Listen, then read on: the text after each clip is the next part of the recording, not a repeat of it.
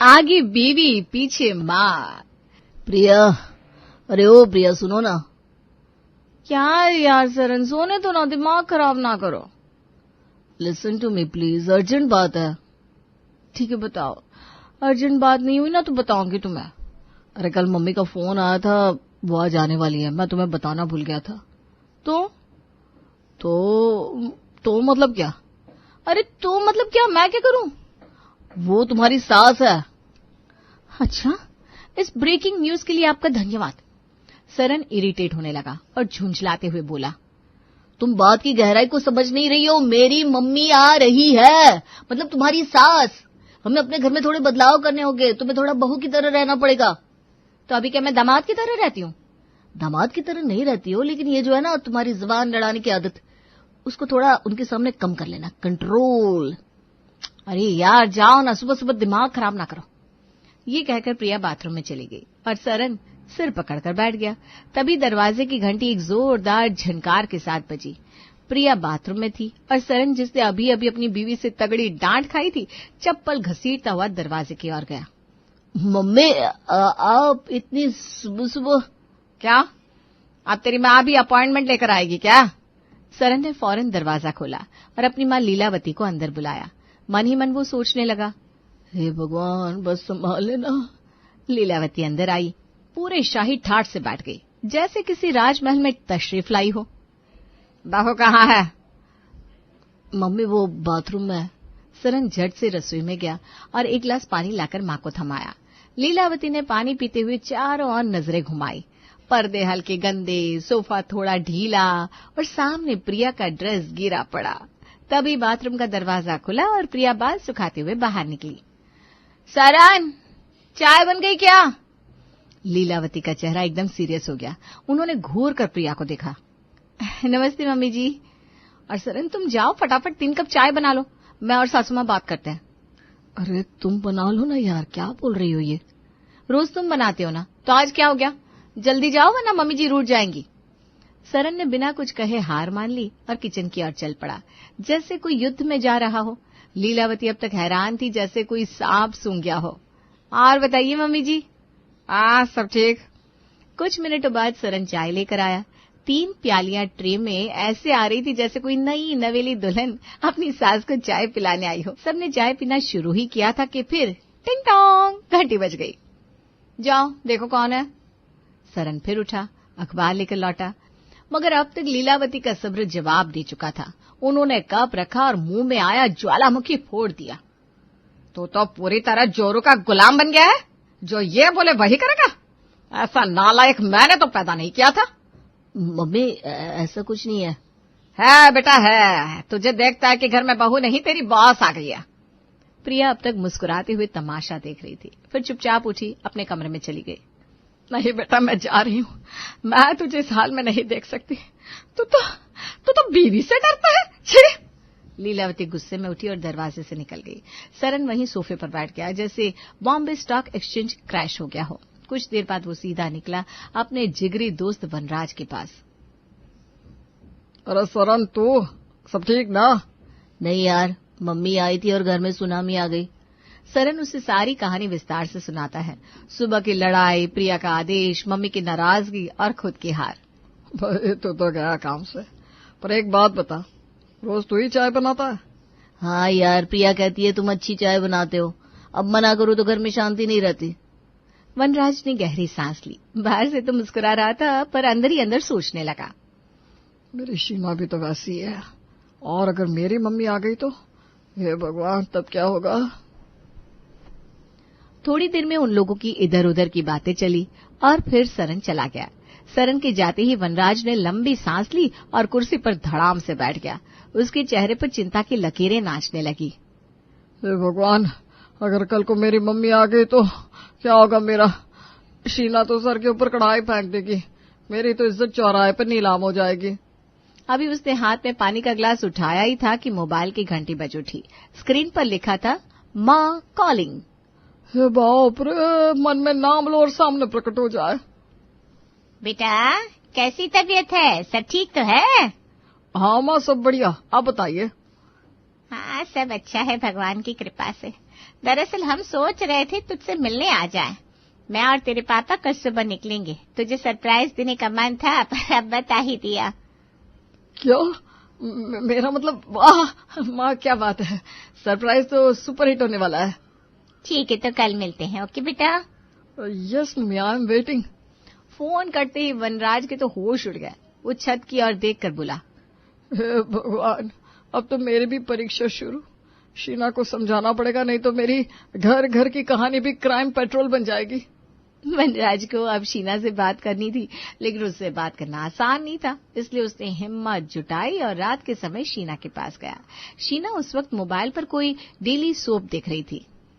शीना, एक जरा से बात करनी है। अगर फिर से डिनर में गोभी की सब्जी की बुराई करनी है ना, तो मुंह बंद रखना। अरे नहीं यार, वो मेरे मम्मी पापा कल आ रहे हैं। तो क्या मैं बैंड बजाऊं उनका स्वागत करने के लिए? अरे नहीं, मेरा मतलब है बस उनके सामने ना थोड़ी इज्जत से पेश आ जाना और मुझसे भी थोड़ा प्यार से बात कर लेना प्लीज।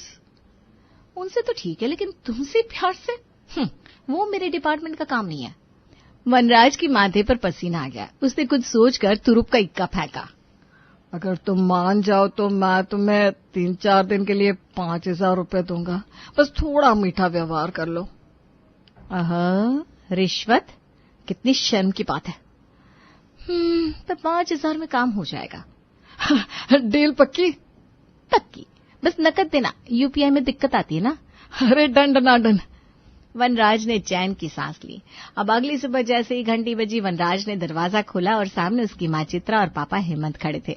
दोनों के चेहरे पर थी प्यारी सी मुस्कान। माँ पापा आइए, बड़ा अच्छा लग रहा है आपको देखकर। नमस्ते मम्मी जी। नमस्ते पापा जी। आइए बैठिए, मैं अभी पानी लाती हूँ। चित्रा हैरान, परेशान, आंखें चौड़ी, जैसे किसी फिल्म में बहू की आत्मा बदल गई हो। ये वही शीना है ना?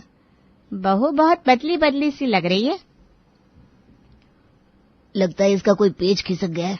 उधर शीना प्यार से पानी लाई और बोली, ये लीजिए, आप लोग पानी पीजिए और आराम कीजिए। बहुत अच्छी है हमारी बहू। सही कहा। आप लोग तो ऐसे बोल रहे हैं जैसे पहली बार मिले हो अपनी बहू से। लग तो ऐसा ही रहा है बेटा। वो लोग बैठकर बातें करने लगे। सब सही था। शीना वनराज को भी नाम लेकर नहीं बल्कि इज्जी उज्जी कर रही थी। तभी चित्रा ने उससे खाना बनाने को कहा। राजमा चावल बना लूं आज बहू? तुम्हारे ससुर को बहुत पसंद है। जी, अभी बनाती हूँ। शीना जैसे ही रसोई में पहुंची, उसने दरवाजे से इशारा किया और वनराज को खींच लिया अंदर। सुनो, तुमने 2 काम बोले थे, इज्जत और प्यार, दोनों करती है। लेकिन खाना बनाना तो डील में था नहीं। अरे यार, अब वो लोग घर के खाने की उम्मीद कर रहे हैं। प्लीज खाना बना लो ना। तो फिर एडवांस दो। 5,000 का काम हो गया, अब खाना बनाना एक्स्ट्रा सर्विस है। अरे ठीक है, 2,000 और दूंगा, बस बना दो प्लीज। वाह, क्या ऑफर है। ठीक है, आई एम रेडी। आखिरकार सौदा पटा और शीना ने चटपटा राजमा चावल बनाया। चित्रा ने चखते ही आंखें मूंद ली। बेटा, बहू के हाथों में तो स्वाद है। ये तो सीधा सास बहू भोज जैसा लग रहा है। हाँ, और बहू में सुधार भी है। लगता है तुझे कुछ समझ में आ गया है वनराज। वनराज ने लंबी सांस ली और बुदबुदाया। समझ तो कुछ और आया है, पर समझाना आसान नहीं होता। खाने के बाद जैसे ही सब उठे, चित्रा का चेहरा खिल उठा। हे भगवान, बहू ने क्या हाथ चला दिया है। इतने सालों बाद किसी के हाथ का इतना स्वादिष्ट राजमा चावल खाया है। मुझे तो लगा था आज भी मुझे वही बेस्वाद दाल रोटी खानी पड़ेगी, लेकिन ये तो किसी होटल से भी ज्यादा टेस्टी था। अरे मम्मी पापा, ये सब शीना की मेहनत है। इसने दिल से बनाया आपके लिए। दिल से ही तो बनाया है जी। बिल्कुल बहू, तुम तो अब मेरी फेवरेट बन गई हो। शीना ने मुस्कुराते हुए पैसे की मुट्ठी थोड़ी और कस दी। दिन तो सही गुजर गया, लेकिन शाम होते ही चित्रा फिर कमान संभाल लेती है। चलो चलो, अब सब थोड़ा टहलने चलते हैं। खाना भी पच जाएगा और मौसम भी बड़ा सुहाना है। शीना के चेहरे पर हवाएं उड़ने लगी। मम्मी जी, आज ना थोड़ी थकावट सी है, कल चल देंगे ना? हैं? थकावट? इसी बीच वनराज एंट्री मारता है। उसकी चाल में थी फिल्मी हीरो जैसी झलक। क्या बकवास करी हो शीना? मम्मी अगर कह रही है तो जाना चाहिए ना, हर बात में नानुकुर क्यों करती हो? चित्रा आंखें फाड़कर बेटे को देखती है। इतनी तेजी से बोलते तो उसने टीवी सीरियल में भी किसी को नहीं देखा। शीना उसे घूरने लगी जैसे कह रही हो, अबे ज्यादा उड़ मत। तभी वनराज उसके हाथ में 2 500 के नोट दबा देता है और चिल्लाते हुए कहता है, मेरी माँ जो कह रही है वो करो, ज्यादा बहस मत किया करो, कर लो। और साथ ही उसे आंख मारता है। तो शीना झट से मुस्कुराकर कहती है, ठीक है जी, चलिए माफ कर दीजिए, मैं अभी तैयार होती हूँ। और फिर वो चित्रा का हाथ पकड़कर बालकनी की तरफ बढ़ती है। मम्मी जी, आज तो चांद भी शर्मा जाएगा जब देखेगा कि 2 सुंदरियां सैर पर निकली हैं। चल नटखट। उसके बाद रात हुई, सब सो गए, लेकिन अगले दिन सुबह 6 बजते ही चित्रा की आवाज गूंजती है, शीना उठो बेटा, चलो मंदिर जाना है, जल्दी से नहा लो। चित्रा आवाज देकर चली जाती है, लेकिन शीना तो बिस्तर से चिपकी पड़ी है। वो मनराज को हिलाती है, तुम्हारी मम्मी मंदिर चलने को कह रही है, हमारी डील में ये लिखा था क्या? मैं नहीं जा रही। अरे मम्मी जो कह रही है कर लो ना, मेरी पैंट की जेब में 2000 निकाल लो, जाओ। सुबह की नींद बहुत कीमती होती है मिस्टर, 2000 में नहीं आएगी, कम से कम 5000 दो। ठीक है भाई, 5000 ले लो, पर भगवान के लिए उठ जाओ। शीना की आंखें चमक जाती है।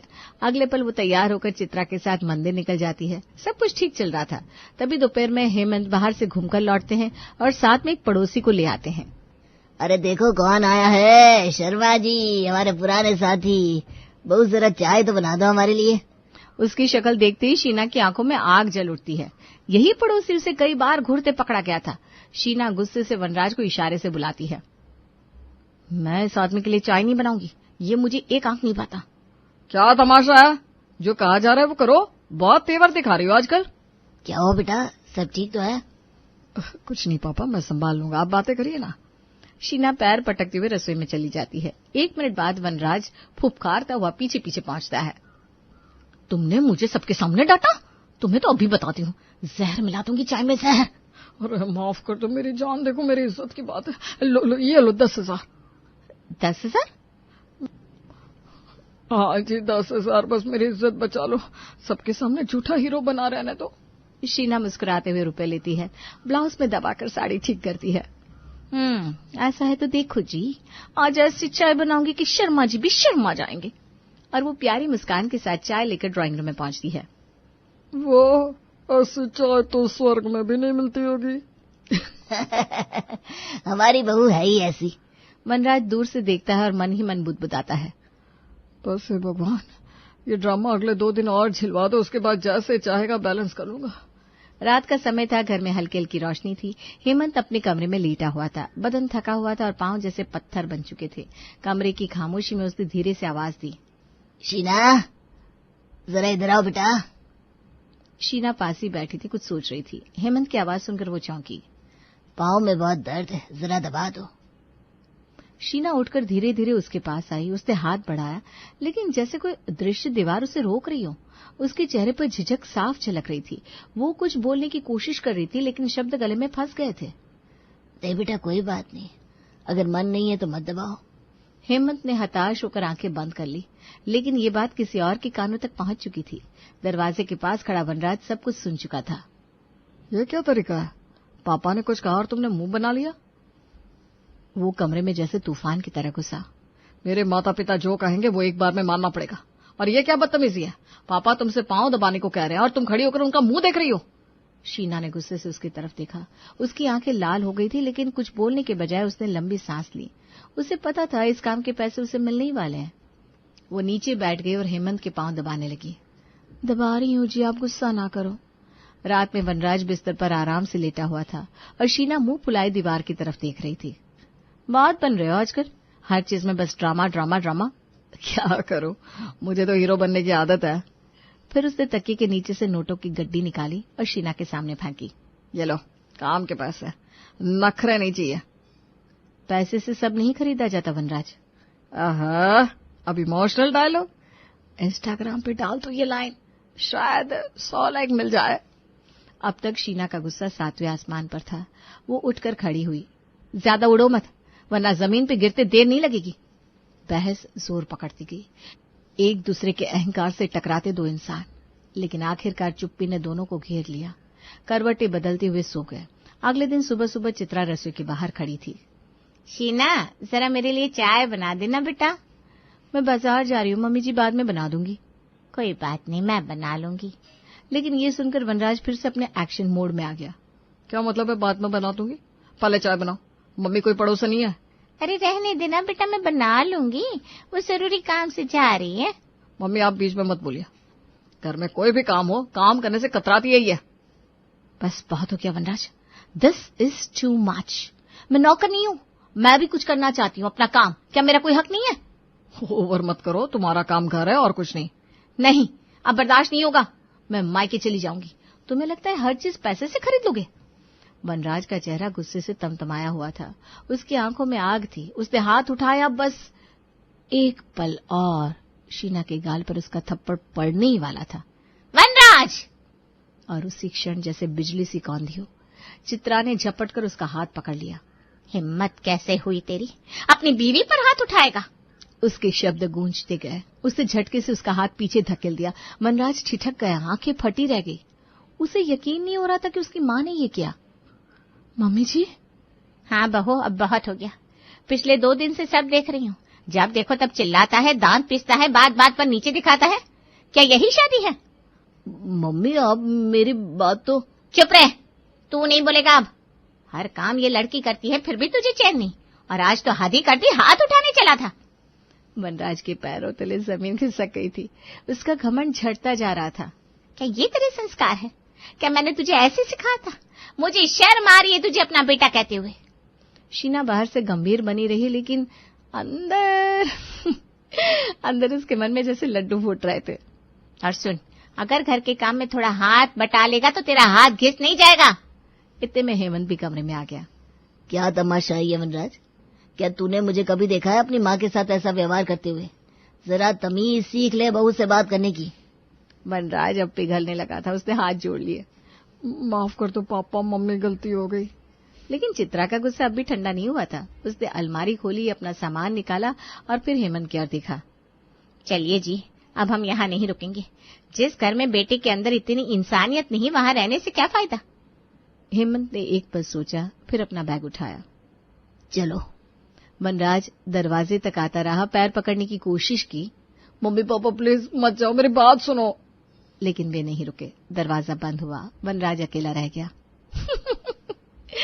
तो बनते थे बड़ा हीरो, देखो जीरो बन गया। मजा आ गया। ओए, अब पैसे तो दे दो मेरी एक्टिंग फेल हो गई, पर मेहनत तो की थी।